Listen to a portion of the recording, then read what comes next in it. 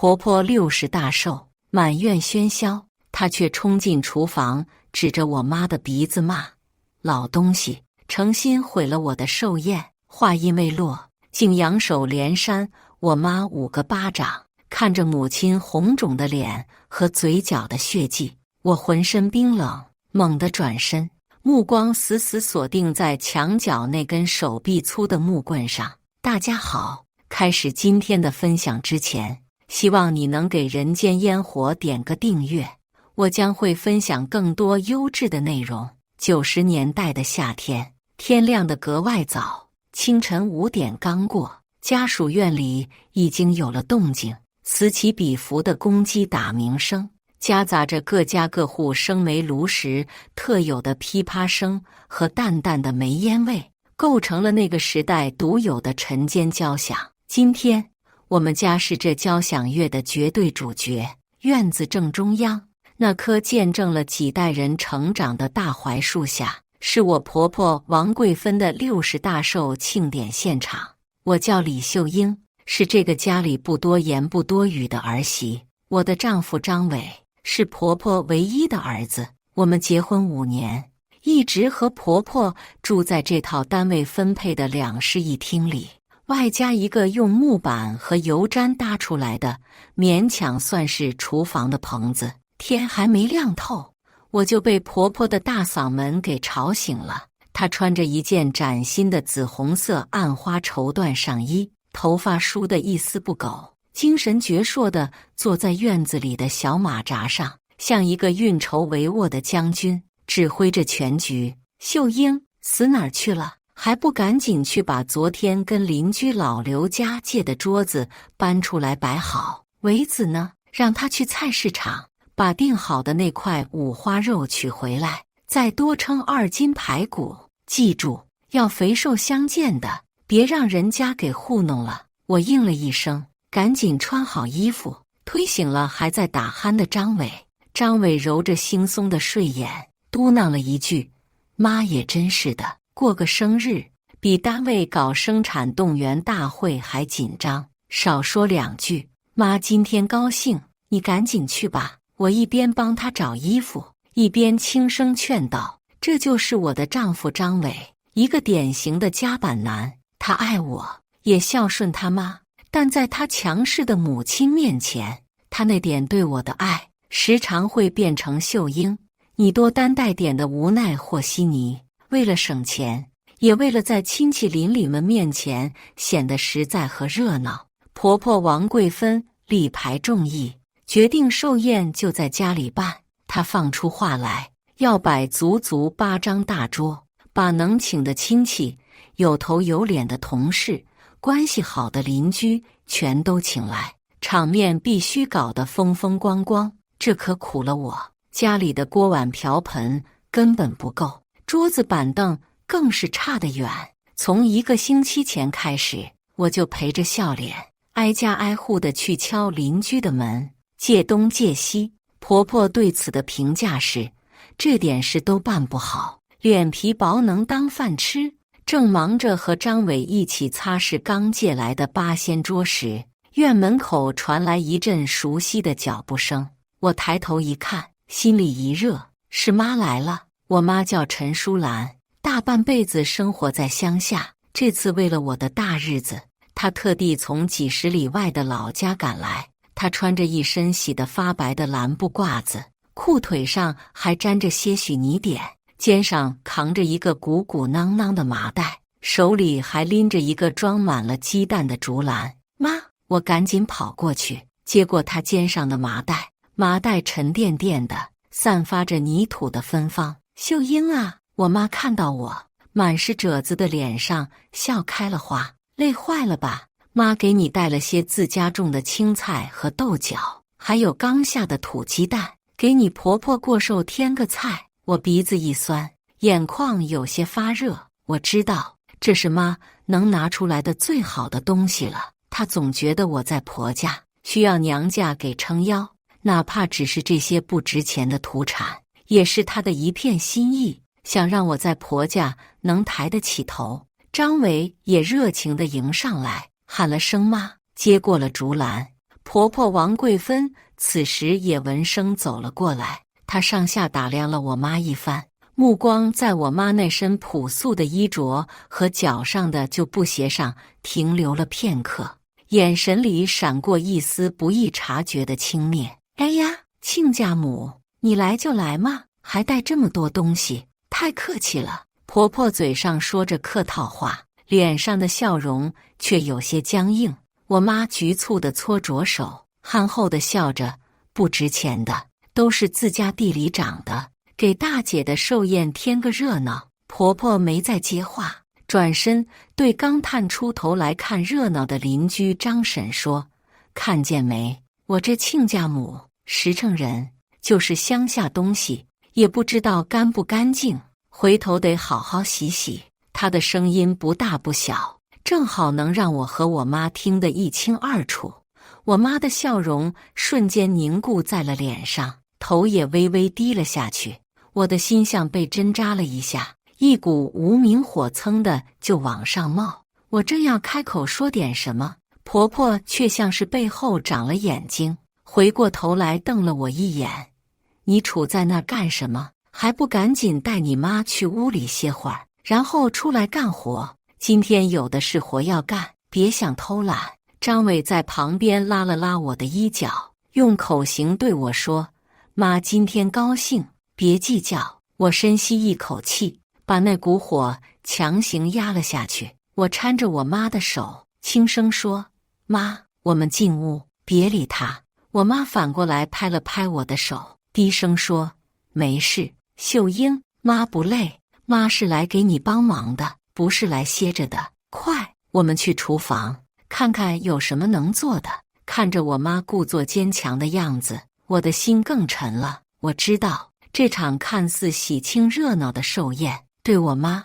对我而言，或许是一场严峻的考验。山雨欲来的压抑感已经开始在清晨的空气中弥漫开来。厨房里，婆婆早已把今天要做的菜品列了个单子，满满当当写了2大张纸。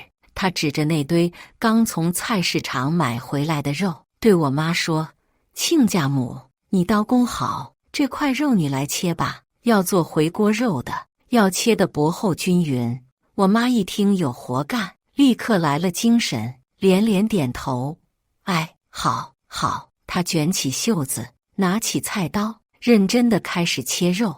我则在一旁洗菜、摘菜。婆婆背着手，像个监工一样，在我妈身后踱来踱去。“哎呀，你这怎么切的？”没过2分钟，婆婆不满的声音就响了起来：“这片太厚了，那片又太薄了。跟你说了要均匀，均匀，一看就是没在城里待过，干活毛手毛脚的，这点小事都做不好。”我妈的手一抖，刀差点切到自己。她停下来，有些不知所措地看着那些肉片。我实在看不下去了，站起来说：“妈，我来切吧，您去歇会儿，有你什么事？”婆婆立刻把矛头转向我：“菜洗完了吗？客人马上就要来了，赶紧去院子里招呼着，别在这儿碍手碍脚。”我被她一句话顶了回来，胸口堵得难受。张伟从外面进来，看到这剑拔弩张的气氛，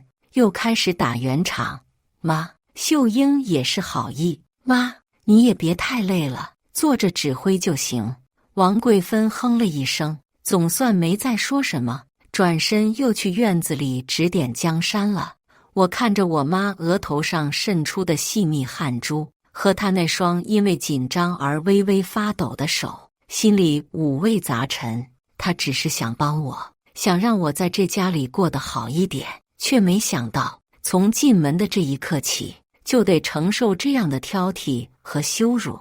压抑的氛围像一张无形的网，笼罩着这个小小的厨房，也笼罩着我的心。我知道，这仅仅只是一个开始。临近中午，家属院里彻底沸腾起来，亲戚、邻居、婆婆的老同事们陆续到场，8张8仙桌坐得满满当当，人声鼎沸，笑语喧哗，男人们高声划拳：“女人们嗑着瓜子聊着家常，孩子们则在桌子底下钻来钻去，追逐打闹。张伟作为今天的主人公之一，端着酒杯，在各桌之间穿梭敬酒，脸上洋溢着得体的笑容。而婆婆王贵芬则像女王一样坐在主桌的正中央，满面春风地接受着众人的祝福和恭维，享受着这种万众瞩目的感觉。哎呀，王姐，你可真有福气，儿子孝顺，儿媳贤惠，这寿宴办的比我们厂长嫁女儿还风光。是啊是啊，看这排场，维子现在肯定发大财了吧？婆婆听着这些话，笑得合不拢嘴，嘴上谦虚着，哪里，就是孩子们的一点心意，大家吃好喝好，吃好喝好啊！外面的热闹与风光，与厨房里的紧张和忙碌形成了鲜明的对比。我和我妈简直就像两个在战场上冲锋陷阵的士兵。90年代的家庭厨房设施极其简陋，那个用石棉瓦和砖头搭起来的棚子里，只有一个单眼的煤炉灶，所有的菜都得靠这个小小的灶头，一道一道地现炒现上，煤火烧得旺旺的，把整个厨房棚子都烤得像个蒸笼。我和我妈的脸上、身上全是汗水，衣服紧紧地贴在后背上。我负责洗、切、配菜，我妈则负责掌勺。她的手艺是地道的农家手艺，讲究大火猛油，味道足，分量大。秀英，快把那盘葱姜蒜递给我。妈，小心油溅出来。下一个菜是什么？木须肉的鸡蛋打好了吗？我们俩配合着，一刻也不敢停歇。刚炒好一盘辣子鸡丁，我赶紧装盘递出去，转身又要准备下一道红烧排骨的料。酒过三巡，菜过五味，外面的宾客们吃得兴起，上菜的速度就显得慢了。婆婆开始有些不耐烦了，她端着酒杯，第一次走进厨房。她一眼就看到了我妈刚出锅，正准备淋上热油的清蒸鲈鱼。这道菜是今天的重头菜之一，于是张伟托关系才买到的新鲜货。这鱼怎么现在才好？婆婆的语气里带着明显的责备，她不由分说，一把从我妈手里抢过盘子，我先给主桌端过去，后面的快点，快点，下一道菜呢？说完，她扭着身子，风风火火地走了，留下我和我妈面面相觑。那道鱼最后的工序还没完成，味道肯定要差上一些。我妈张了张嘴，想说什么，最终还是化作一声叹息，继续低头忙活。几分钟后，婆婆又一次冲进了厨房，这一次她的脸色更加难看，语气也变得严厉起来。怎么回事？怎么这么慢？我那几个老姐妹桌上的盘子都空了半天了，人家还以为我们家小气，舍不得上菜呢。亲家母，你这手脚能不能再麻利点？她叉着腰站在狭小的厨房门口，声音尖利，像一把锥子，狠狠地扎进我和我妈的心里。外面院子里的喧嚣声似乎都因为她这一嗓子而瞬间安静了片刻。几道好奇的目光朝厨房这边探了过来，我妈的脸涨得通红，额头上的汗珠顺着脸颊往下淌。她有些慌乱地用袖子擦了一把，小声解释道：“亲家大姐，实在是对不住，这灶头就一个，火候也要时间，我们已经在拼命抓紧了。抓紧？我没看出来你们哪里抓紧了。”婆婆根本不听解释，我告诉你，今天来的都是有头有脸的人，你要是给我把寿宴搞砸了，我跟你没完。我再也忍不住了，挡在我妈身前说道：“妈，厨房里烟大，您先出去歇着吧，这里有我和我妈就行了。”婆婆眼睛一瞪：“你这是在赶我走？李秀英，你别忘了这是谁家，我告诉你，赶紧上菜，不然有你好看的。”说完，他哼了一声，又转身走了出去。我看着我妈那微微佝偻的背影，她在灶台前被煤火和油烟熏得不停咳嗽，却还在努力地挥动着锅铲。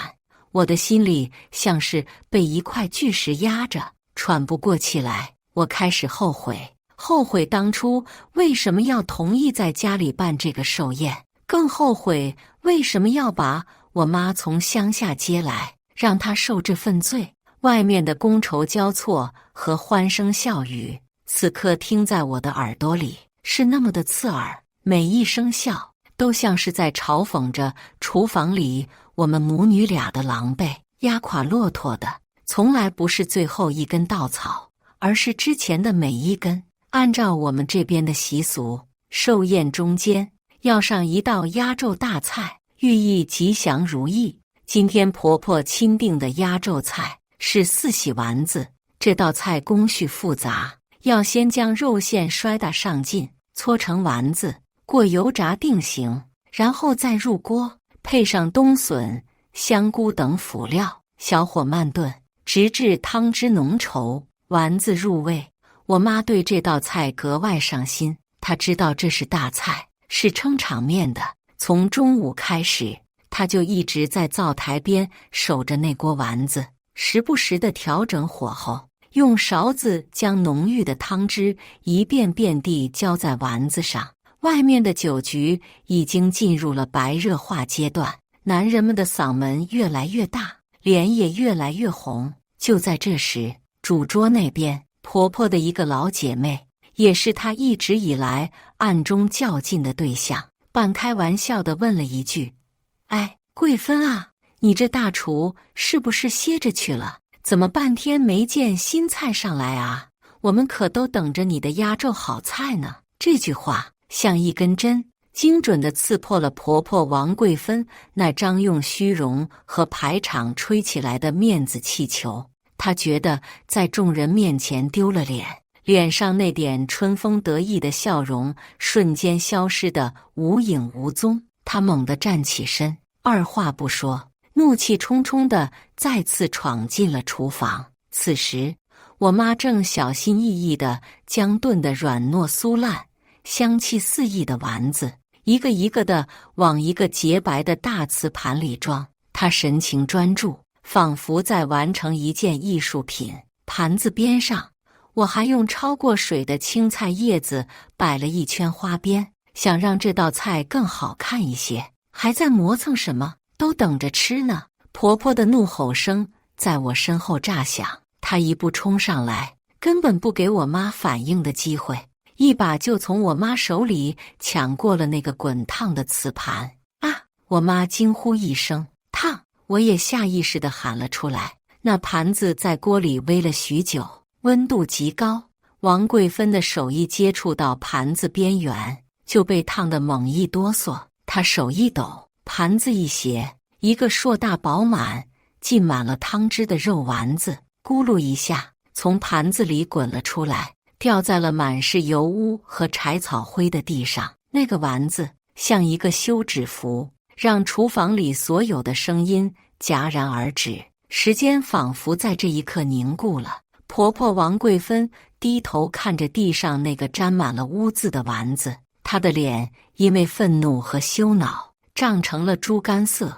她不觉得自己抢盘子有错，更不觉得自己被烫到是自己的问题。在她看来，这一切的根源都是因为我妈太慢、太磨蹭，才让她在外面丢了脸，才让她现在如此狼狈。所有的怒火在这一瞬间找到了一个完美的宣泄口。她猛地抬起头，那双因为愤怒而布满血丝的眼睛死死地瞪着我那早已被吓得不知所措的母亲。你个老不死的，成事不足，败事有余。她指着我妈的鼻子，破口大骂，那些恶毒的词语像淬了毒的刀子一样飞出来。我辛辛苦苦办一场寿宴，我的脸，我的面子，全都让你这个乡下来的老东西给毁了，你赔得起吗？我妈被他骂得浑身发抖，嘴唇哆嗦着，一句话也说不出来，只能一个劲地摆手。我脑子嗡的一声，正要上前去理论，但接下来发生的一幕让我彻底僵在了原地。王贵芬骂声未落，突然扬起了她那只肥厚的手掌，对着我妈那张布满皱纹和惊恐的脸狠狠地扇了下去。啪！一声清脆响亮的耳光，我妈被打得一个趔趄，头歪向一边。还没等她站稳，第二巴掌又接踵而至。啪！让你慢！啪！让你给我丢人！啪！让你毁了我的寿宴！啪！打死你个老东西！5个巴掌，一个接一个，又快又狠，没有丝毫的停顿，每一声都像一记重锤，狠狠地砸在我的心脏上。整个厨房死一般的寂静，灶堂里的火苗在不知疲倦地跳跃着，映照着婆婆那张因狂怒而扭曲的脸，也映照着我母亲那张迅速红肿起来，上面清晰地印着5个指印的脸。我妈捂着火辣辣的脸颊，难以置信地看着王贵芬，浑浊的眼泪终于忍不住在眼眶里拼命打转，顺着指缝流了下来。她没有哭出声，只是身体在剧烈的颤抖，那种从骨子里透出来的屈辱和悲伤，让我的心瞬间碎裂。我彻底惊呆了，脑子里一片空白，像是有无数只蜜蜂在疯狂地轰鸣，耳边只剩下那5声刺耳的巴掌声和婆婆因为用力而发出的粗重喘息声。院子里那些喧嚣的祝酒声、划拳声、欢笑声，在这一刻仿佛离我远去，变得模糊而不真实。我的世界里只剩下母亲脸上的指印和她那双绝望无助的眼睛。我死死地盯着婆婆王贵芬那张因愤怒而扭曲的脸，那张平日里对我呼来喝去，此刻却写满了狰狞和刻薄的脸。然后我的目光缓缓移开，落在了我母亲的脸上，那5个清晰的交错重叠的指印，在她那张饱经风霜的脸上显得那么的刺眼，那么的触目惊心。一缕嫣红的血丝从她干裂的嘴角慢慢地渗了出来，她捂着脸，眼泪无声地滑落，那双总是带着慈爱和温暖的眼睛里，此刻充满了震惊、屈辱和一种让我心碎的茫然。她不明白，她只是想来帮女儿一把，只是想尽自己最大的努力，为什么会换来这样的毒打和羞辱？一股滚烫的血仿佛从我的脚底板直冲脑门。这些年来，一幕一幕的画面在我眼前飞速闪过。婆婆嫌我第一胎生的是女儿时那鄙夷的眼神，她当着我的面把我的新衣服拿去给她的侄女穿。她在我生病时指桑骂槐，说我娇气装病。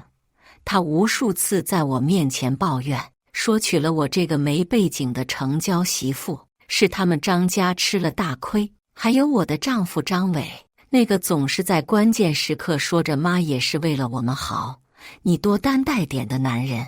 他的懦弱和稀泥一次又一次的成了婆婆变本加厉的底气。所有积压在心底的委屈、愤怒、不甘，所有对母亲的心疼和愧疚，在这一刻被那5个响亮的巴掌彻底引爆。我的理智在那一瞬间轰然倒塌，被一种原始的疯狂的怒火所取代。我什么都没说，甚至没有再看婆婆一眼。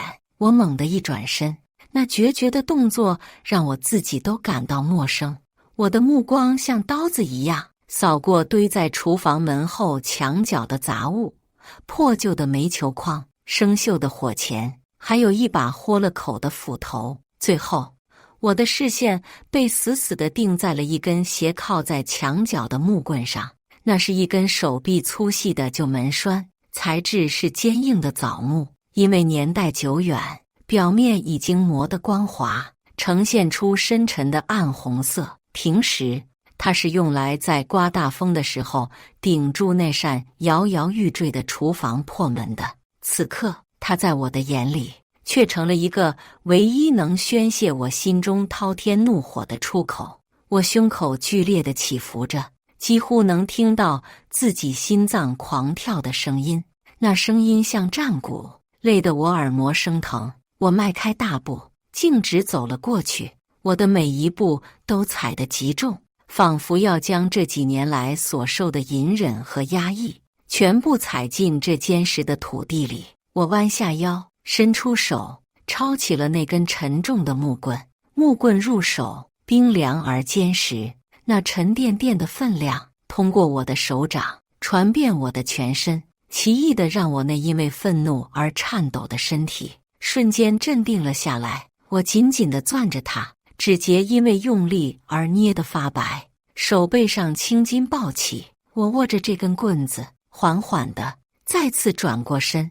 我对上了婆婆王贵芬那双由盛怒转为惊愕的眼神，她似乎没想到一向逆来顺受的我会做出如此举动。她脸上的狰狞还没完全褪去，就凝固成了一种荒谬的不可思议。院子里那些原本只是好奇探头的亲戚邻里，此刻也都被厨房里的死寂和这突如其来的变故所吸引。几十双眼睛穿过狭小的厨房门，瞬间都聚焦在了我的身上，聚焦在了我手中那根被我高高举起的沉重的枣木棍上。空气仿佛在这一刻被抽干了，整个世界都安静了，所有人的目光都像钉子一样钉在我高高举起的木棍上。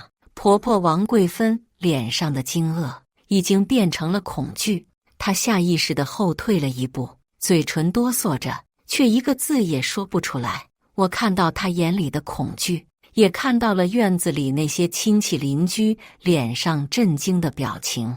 我甚至看到了刚闻声从酒席上挤过来的丈夫张伟，他那张涨红的脸上写满了惊慌和不知所措。秀英，你要干什么？快把棍子放下！他颤抖着声音喊道。我的目光越过所有人，最后落在我母亲的身上。她也正惊恐地看着我，一边流泪，一边对我拼命地摇头，嘴里发出呜呜的不成调的声音，像是在哀求我不要冲动。我冲她扯出了一个比哭还难看的笑容。妈，对不起，女儿不孝，让你受委屈了。妈，别怕，女儿今天为你讨回公道。下一秒，我动了，我没有砸向那个已经吓得脸色发白的婆婆。在所有人惊恐的注视下，我抡圆了那根沉重的枣木棍，用尽了我这30年来积攒的全部力气，转身冲出厨房，朝着院子中央那张最气派、坐着最尊贵客人的主宾席八仙桌狠狠地砸了下去。轰隆一声震耳欲聋的巨响，石破天惊，坚实的木桌应声而裂，满桌的盘碟碗筷，那些盛着福如东海、寿比南山的菜肴，连同酒杯、酒瓶，在一瞬间被我这股巨大的力量砸得粉碎，瓷片四溅，菜汤和酒水横飞，溅了周围一圈还没来得及躲闪的宾客满头满脸。刚才还热闹非凡的寿宴现场瞬间变成了一片狼藉的战场，所有人都被这突如其来的一幕吓傻了，尖叫声、惊呼声此起彼伏，整个院子乱成了一锅粥。我扔掉手里的木棍，它哐当一声掉在地上，发出了最后的嘶鸣。我指着那满地的狼藉，指着那些破碎的碗盘和污浊的菜肴，转过身，对着已经吓傻了的婆婆王贵芬和面色惨白的丈夫张伟，用一种我自己都感到陌生的颤抖但又无比清晰的声音嘶吼道：这寿不过了。我的声音因为激动而嘶哑，却穿透了所有的嘈杂，清晰地传到每一个人的耳朵里。我妈，她是从乡下赶来帮忙的，不是来给你当奴才，给你当出气筒，站在这里任你打骂的。他辛辛苦苦在厨房里给你做菜，你嫌他慢，他想给你把菜做得好看一点，你抢盘子，一个丸子掉了，你就要了他的命一样，对着他的脸连扇5个巴掌。王贵芬，你还是不是人？你的心是肉长的吗？你不是要面子吗？你不是觉得风光吗？好啊，我伸手指着那一地鸡毛，今天这桌子就算是我李秀英给你送的寿礼，你这个60大寿，我让你记一辈子。我说完这些话，感觉全身的力气都被抽空了。我不再看王贵芬那张青一阵白一阵的脸，也不再理会张伟那秀英你冷静点的徒劳呼喊。我径直走到我妈身边，无视她脸上那清晰的指印和斑驳的泪痕，轻轻地却无比坚定地拉起她冰凉的手。我看着她的眼睛，一字一句地说：妈，我们走，回家。家，我说的是我们家，那个远在几十里外，虽然贫穷，但却有温暖和尊严的乡下老家。我妈还在流泪，身体还在颤抖，但她看着我，看着我那双因为愤怒和决绝而燃烧着火焰的眼睛，她没有再摇头，而是默默地用力地回握住了我的手。我搀扶着我的母亲，就像小时候她搀扶着我一样，我们俩就在所有亲戚邻居那震惊、错愕、不解、议论纷纷的目光中，一步一步昂着头走出了这个让我窒息了5年的家门。身后是婆婆气急败坏的咒骂声，是丈夫无助的呼喊声，是宾客们乱作一团的嘈杂声。但我们没有回头，一步也没有。